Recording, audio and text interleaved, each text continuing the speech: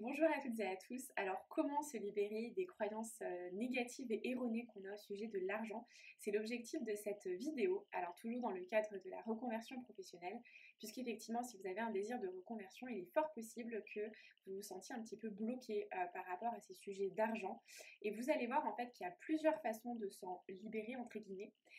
Et notamment, une des clés les plus précieuses, ça va être justement de travailler, de changer son rapport à l'argent et de bien comprendre qu'aujourd'hui, eh bien, on a un rapport qui est plutôt subjectif, voire complètement erroné, mais qu'il va être possible d'inverser la tendance. Donc c'est parti pour cette vidéo du jour.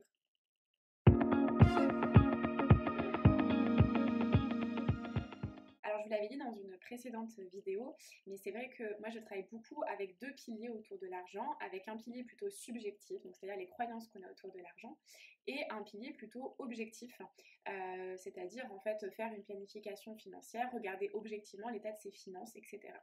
Aujourd'hui, dans cette vidéo, on va surtout aborder la partie subjective et notamment de regarder un petit peu d'où on vient par rapport à l'argent. Donc, ce que je vous propose aujourd'hui dans cette vidéo, c'est vraiment de faire une espèce de rétrospective, de regarder un petit peu comme si c'était un film et ça serait du coup le film de votre vie par rapport à l'argent. Donc en fait, dans cette vidéo, je vais surtout moi vous poser des questions.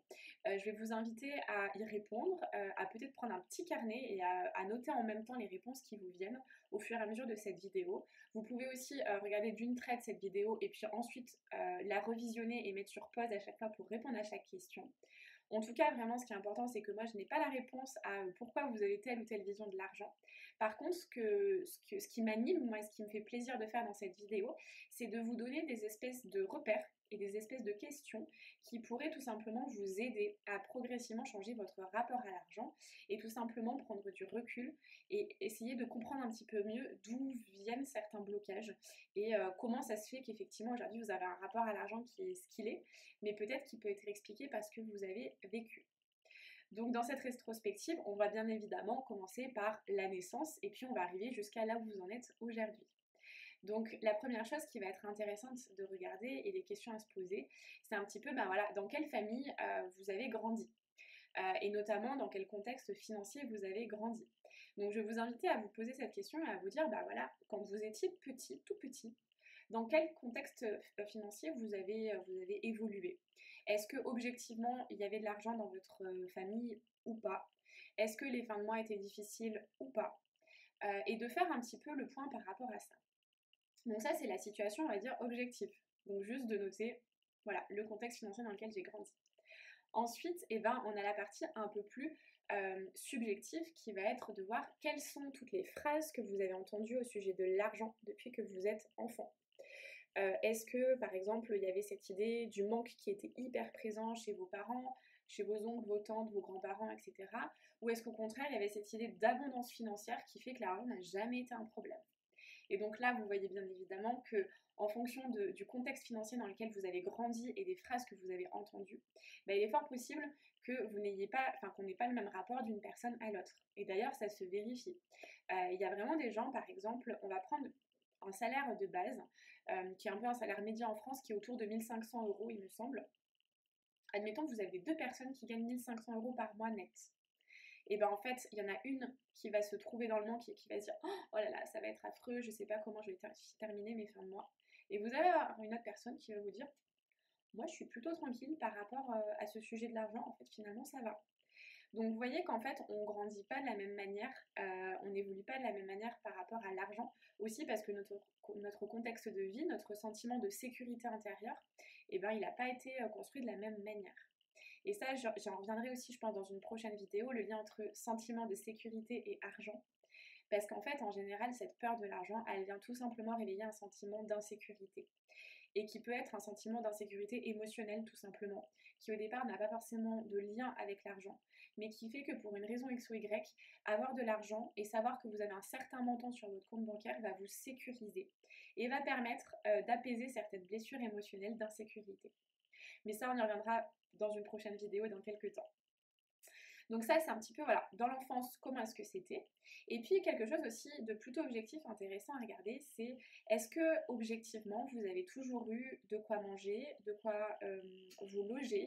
Est-ce que, voilà, il y avait toujours globalement ce qu'il fallait à la maison? Ou est-ce que vous vous rendez compte, par exemple, dans les fournitures scolaires, que c'était un peu compliqué, ou que des fois, les classeurs ou les stylos ou je ne sais quoi qui étaient demandés par les profs à l'école, et vous avez mis du temps à les avoir tout simplement parce qu'il y avait ce côté un petit peu financier qui bloquait au niveau de la famille. Ou versus, moi j'ai toujours eu tout ce que je voulais, à Noël c'était l'abondance de cadeaux, je ne savais plus où donner de la tête, et ça vous voyez que c'est des clés aussi intéressantes.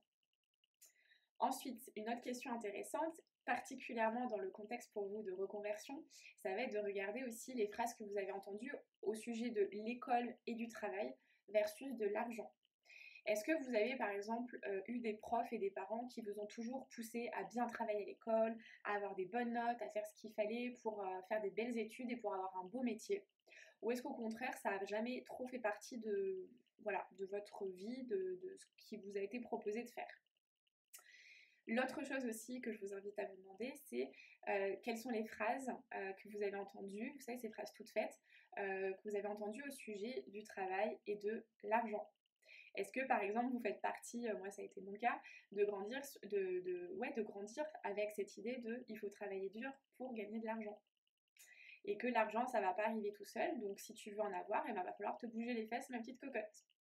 Donc vous voyez, ça aussi, ça peut en dire long, parce que dans le contexte de reconversion professionnelle, ça peut vous faire penser du coup qu'il va falloir travailler extrêmement dur, qu'il va falloir vraiment galérer avant d'arriver à avoir une situation financière convenable. Et j'attire votre attention aussi là-dessus pour les reconversions qui se font d'un point de vue un peu plus aspiration du cœur. C'est vraiment un projet qui m'anime, que j'adore. Du coup, c'est presque comme un loisir, c'est comme une passion. Et du coup, puisque c'est une passion et un loisir, je ne peux pas gagner d'argent en faisant ça. Parce que ça voudrait dire que ça serait trop facile et quelque part que je ne le mérite pas forcément. Ou que c'est pas ce qu'on m'a inculqué quand j'étais enfant. On m'a plutôt inculqué que pour gagner de l'argent, il fallait travailler dur. Donc là, si je fais un métier passion, bah oui, je vais être passionnée, oui, ça va être une joie de faire ce métier. Mais par contre, l'argent ne pourra pas suivre. Donc ça, c'est vraiment une grosse croyance limitante que beaucoup de personnes ont, que je pense moi-même j'ai aussi, même si voilà, petit à petit, on apprend à s'en défaire. Mais il y a vraiment cette idée-là aussi qui peut être très présente. Donc attention, si c'est le cas, je vous invite à avoir l'œil là-dessus et de voir comment ça fait pour vous. Ça, c'est donc le rapport argent-travail et puis donc du coup école-argent aussi. À l'adolescence maintenant, on commence à grandir un petit peu, on commence à prendre son autonomie, peut-être aussi par rapport à ce qu'on a entendu, etc. Donc ça peut être intéressant de voir si vous êtes construit un peu en adéquation avec le rapport à l'argent qui était véhiculé dans votre famille, ou si au contraire vous êtes allé un peu dans une autre direction.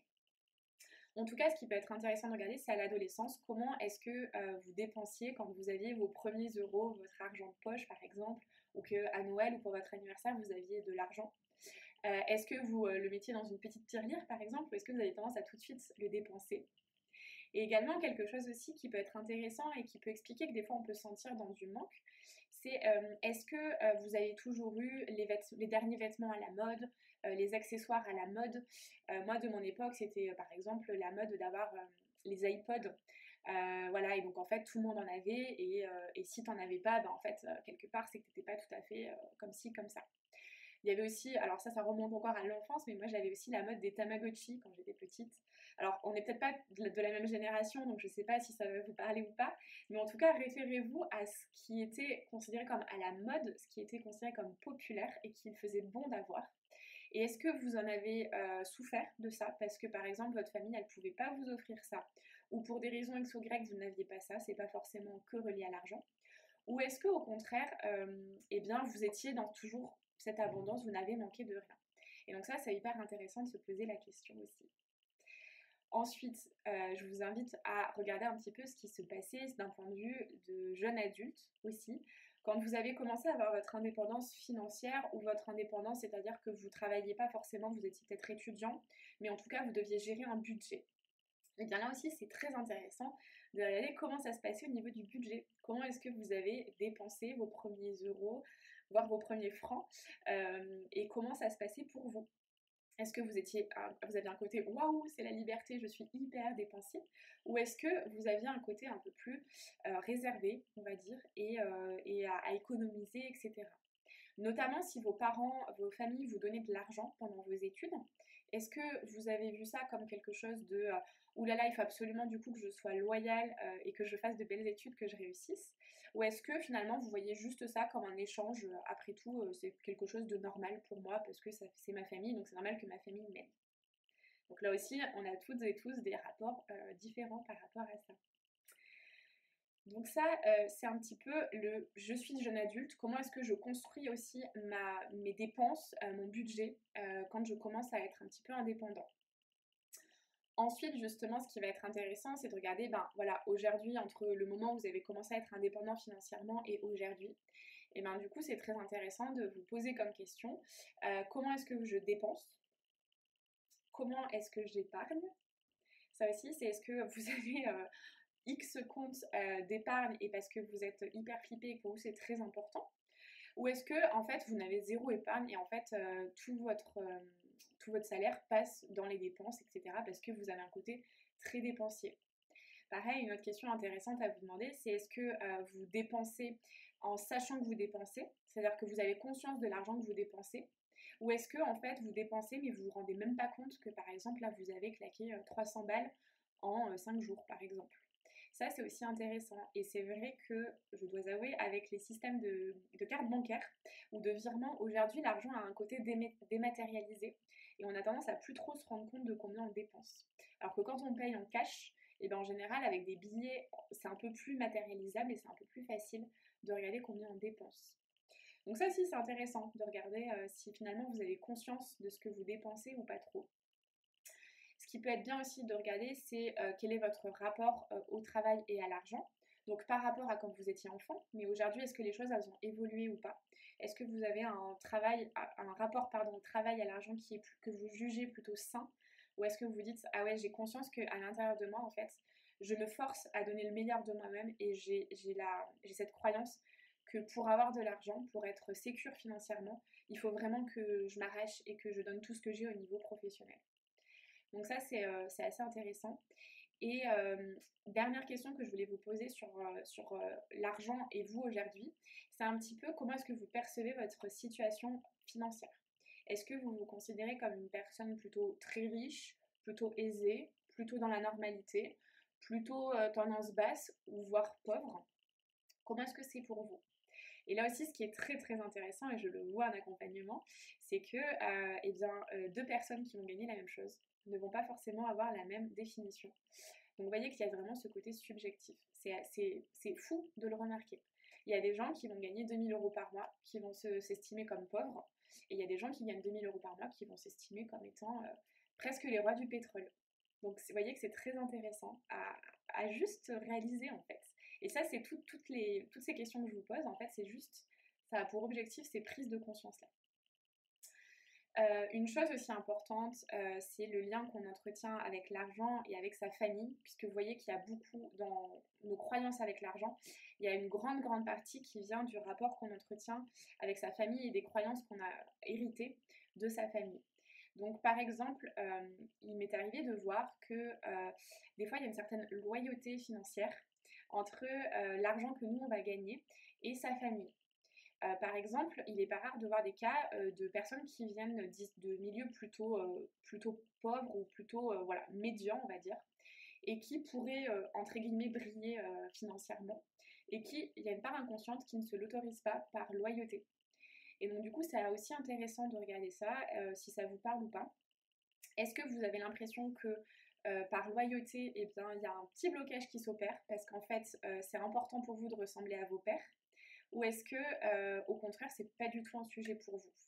Mais voilà, des fois, quand il y a des gros écarts comme ça de revenus entre vous et votre famille, que ce soit dans un sens, vous gagnez peu d'argent et votre famille est très aisée, ou à l'inverse, votre famille est plutôt d'un milieu modeste et vous gagnez beaucoup d'argent, est-ce que ça a créé quelque chose d'un petit peu bloquant pour vous ou pas? Ça, je vous invite à vous poser aussi la question.